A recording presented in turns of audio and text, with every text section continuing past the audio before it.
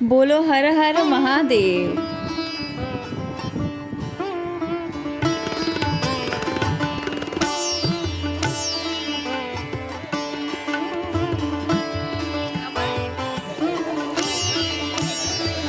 ये है गोपी तालाब।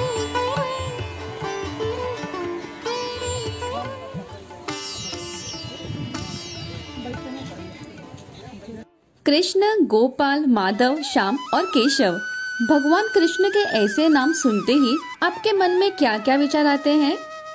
बांसुरी की मधुर धुन, नटखट शरारत, रासलीला, मथुरा, वृंदावन और द्वारका, है ना?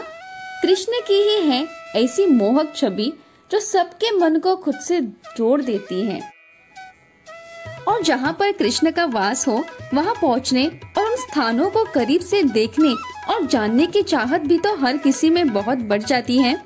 वैसे कृष्ण ने ना केवल प्रेम के सही अर्थ समझाया, बल्कि युद्ध और धर्म का ज्ञान भी दुनिया तक पहुँचाया। उनका दिया गीता ज्ञान आज के समय में भी प्रभावी और असरदार है। दूरदृष्टि रखने वाले और अपनी मोहक छवि के लिए जाने जाने वाले कृष्ण भगवान विष्णु के 8वें अवतार माने जाते हैं, जिन्होंने कुछ खास उद्देश्यों के लिए ही पृथ्वी पर जन्म लिया। ये तो सभी जानते हैं कि कृष्ण मथुरा में जन्मे थे और वृंदावन में उन्होंने अपनी लीलाएं दिखाई थी, और बचपन की शरारतों और रासलीलाओं से आगे बढ़कर उन्होंने अपनी एक नई नगरी बसाई, जो थी द्वारका। जी हाँ, द्वारका नगरी ही वो स्थान है जिसे कृष्ण ने बसाया था, जो उनके कर्म भूमि थी और जहाँ उन्होंने राजपाट संभाला था। वैसे द्वारका में नागेश्वर ज्योतिर्लिंग के दर्शन की काफी विशेष महत्व है, क्योंकि द्वारका से लगभग 20 किलोमीटर की दूरी पर स्थित ये ज्योतिर्लिंग भारत के 12 ज्योतिर्लिंग में से एक है। यहाँ मंदिर के गर्भगृह में श्री नागेश्वर ज्योतिर्लिंग के दर्शन होते हैं और शिवलिंग के पीछे माँ पार्वती की मूर्ति भी स्थापित है। यहाँ भगवान शिव नागेश्वर कहलाए और माता पार्वती नागेश्वरी। इस मंदिर के परिसर में भगवान शिव जी की ध्यान मुद्रा में एक विशाल प्रतिमा भी दिखाई देती है, जो 125 फीट ऊंची और 25 फीट चौड़ी है। इसे देखकर तो एक बार ऐसा लगता है जैसे सामने भगवान शिव मौजूद हैं। माना जाता है कि इस स्थान पर भगवान शिव ने अपने भक्त सुप्रिय की रक्षा के लिए दारुका नामक राक्षस का वध किया, और अपने भक्त के आग्रह पर वो इस स्थान पर ज्योतिर्लिंग के रूप में बस गए। इस पवित्र ज्योतिर्लिंग से 5 किलोमीटर की दूरी पर एक छोटा सा तालाब है, जिसका महत्व काफी बड़ा है, क्योंकि ये है गोपी तालाब।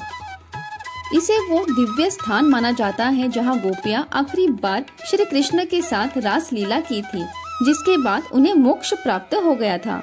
माना जाता है कि उसके बाद गोपियाँ पीली मिट्टी के रूप में बदल गई, और इसी तालाब की पीली मिट्टी को गोपी चंदन कहा जाता है। कहते हैं इसी गोपी चंदन में बहुत बीमारियों का इलाज करने की क्षमता है, और इसे भक्तों के माथे पर चंदन तिलक के रूप में लगाया जाता है।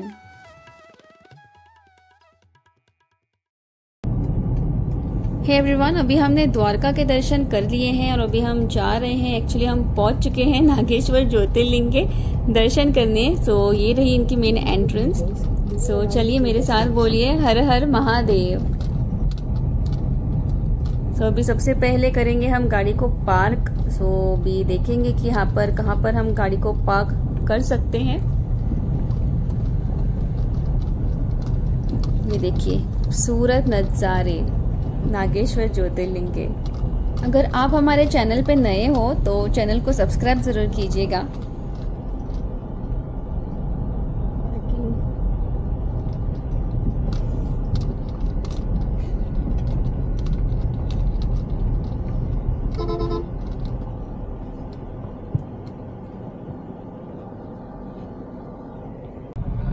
अभी 10:15 बज चुके हैं और अभी हम पहुंच चुके हैं नागेश्वर ज्योतिर्लिंग। सो चलिए अभी अंदर चलते हैं और दर्शन लेते हैं। पता नहीं अंदर कैमरा अलाउड है या नहीं, शायद अलाउड नहीं है। सो कैमरा को हम गाड़ी में रखेंगे और देखेंगे, अगर वहाँ कुछ शूट कर सकते हैं तो फिर मोबाइल से ही करेंगे। सो चले चलते हैं दर्शन करने।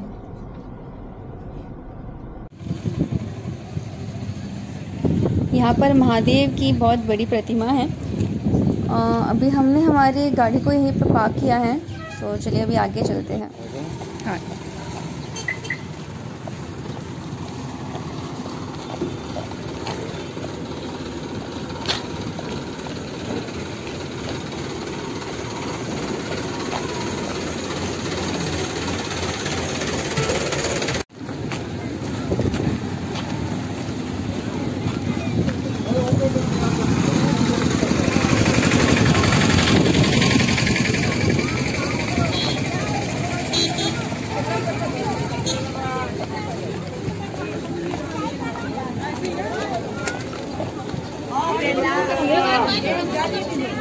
안녕하세요, 야노.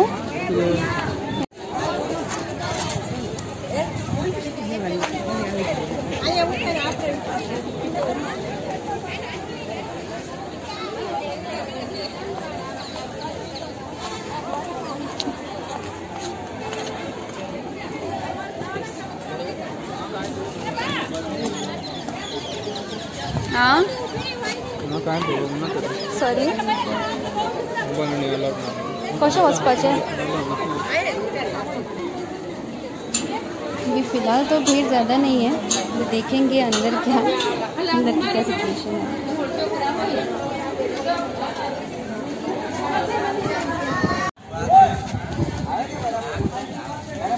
अभी हमने ज्योतिर्लिंग के दर्शन कर लिए हैं।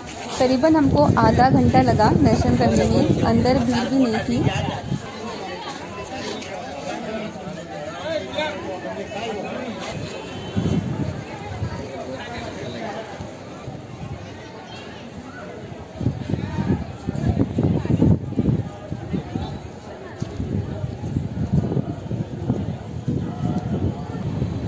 अभी यहाँ से हम जा रहे हैं गोपी तालाब, जो नागेश्वर ज्योतिर्लिंग से बस 5 मिनट की दूरी पर है। तो चलिए।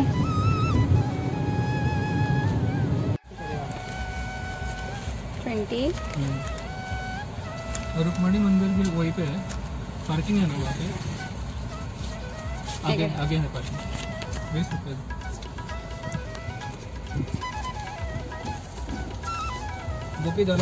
तो यहाँ जाने के लिए हमने लिया है ये पास, जो हमको 20 रुपये में पड़ा।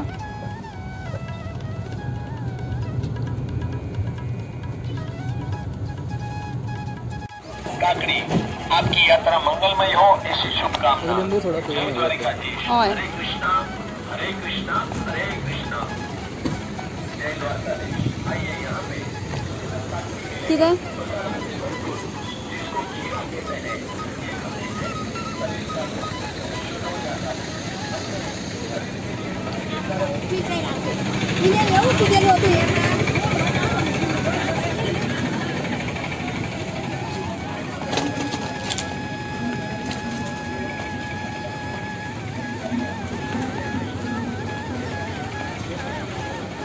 मछली को मिलाओ गोभी तालाब में।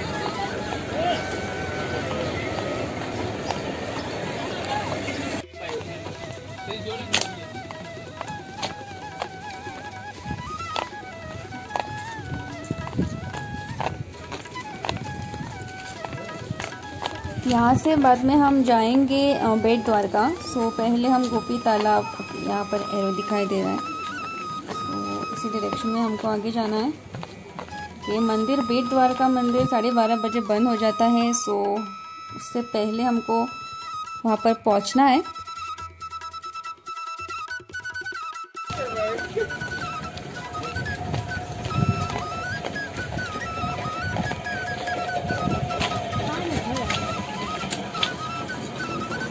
चप्पल आज का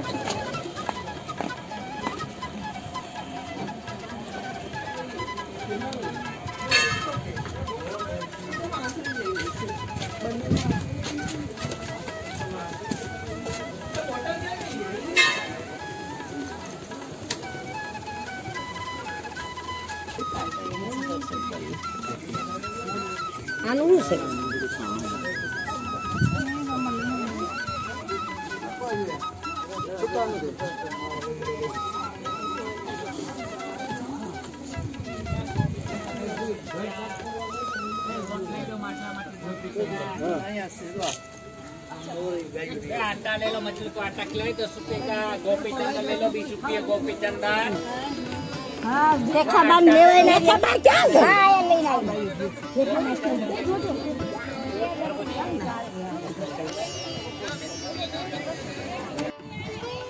ये है गोपी तालाब। सो इस व्लॉग को करेंगे यहीं पे ख़त्म और अगले व्लॉग में हम आपको लेकर जाएंगे Bet Dwarka. So till then take care.